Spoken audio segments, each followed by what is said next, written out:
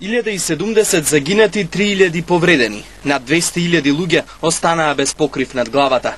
Скопје 46 години подоцна се сеќава на катастрофалниот земјотрес кој го погоди главниот град.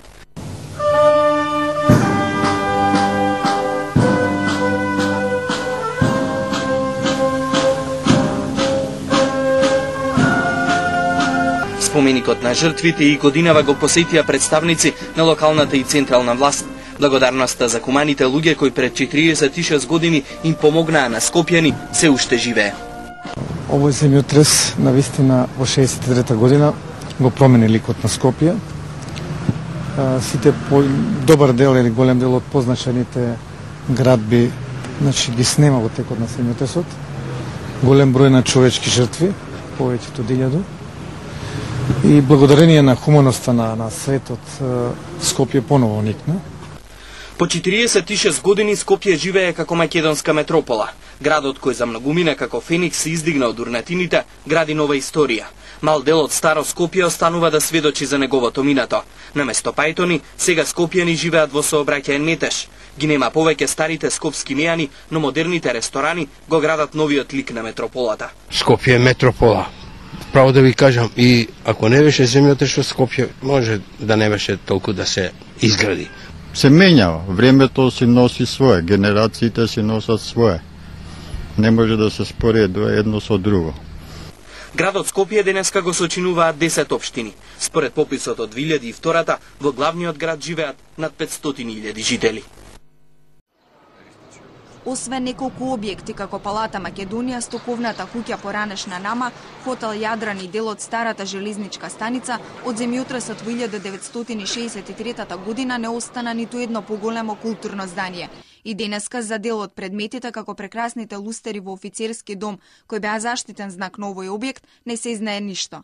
Директорот на музеот на град Скопје потврди дека во тоа време за нив воопшто не се водело грижа. Не, во музеј не се сигурно. Делови, веројатно, од тие објекти се наоѓаат во по приватни колекции или се комплетно уништени. Не се водело, веројатно, многу сметка. Музеите во тоа време, имајте предвид дека беа концепирани, повеќе се бавеа со археологија, нормално со историја, етнологија, така што ретки беа оние музеи каде што воопшто имаше архитекти кои би бележели и се грижеле за овој вид на наследство.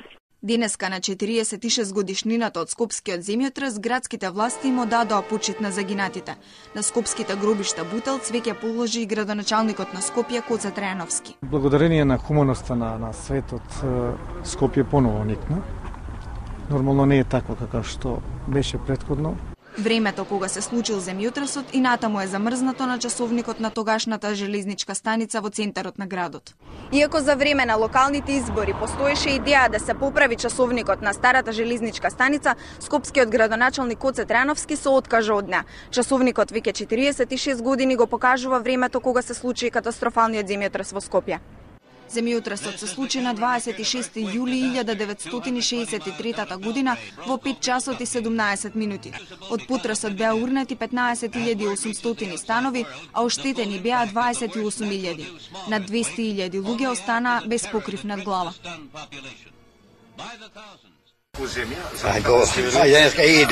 Здравица за да не се повтори црниот 26 јули од пред 46 години. Новомалци од центарот на Скопје оваа година на истиот ден се потсетија на старите времиња.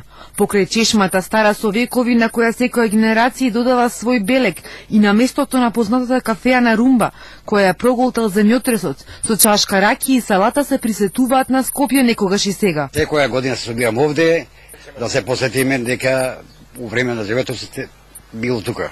На само 10 метри живее Стојан Паневски со семејството. Куќата изградена од турско време не попуштила пред силните потреси кои го пеплосаа градот. Во тоа време бил на пат кон работа, додека земјата се тресела под неговите нозе, со трчање се враќал дома, а срцето силно му биело.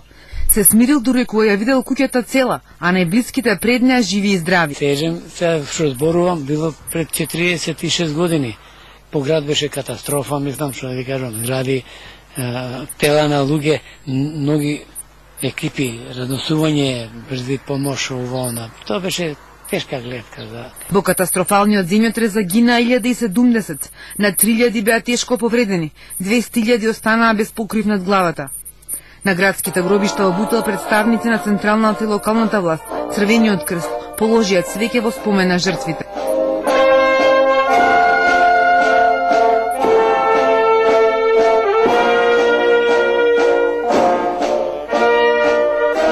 Семејствата на загинатите со болка се сеќаваат на тоа кобно утро. Сребре Василевски ги загубил двете деца и сопругата. Бев на улица, одев на работа в Битпазар. И ко стана потресето, бев до тая кулата и клекнав доле оти, ке паднев.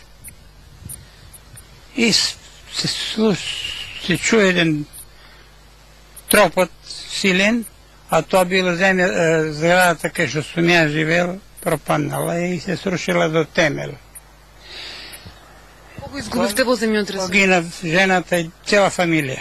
Тоа се тешки моменти, дури во овој момент, дури денеска е тешко човек да се сеќава и да говори за тоа.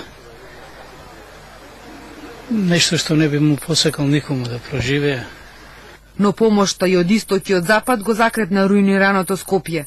Во градот на Солидарноста се градија нови болници, институции и згради.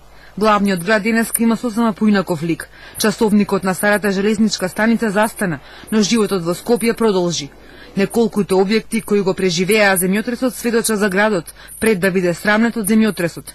Старите скопјани носталгични за Скопје пред 63-та. Помирен беше, по-пристоен и немаше толку гужва, немаше толку загадување. Калдрмата во старите скопски мала крие вистински приказни напишани низ времето. Сведочи за оние кои чекореле во среќа и за оние во тага и болка.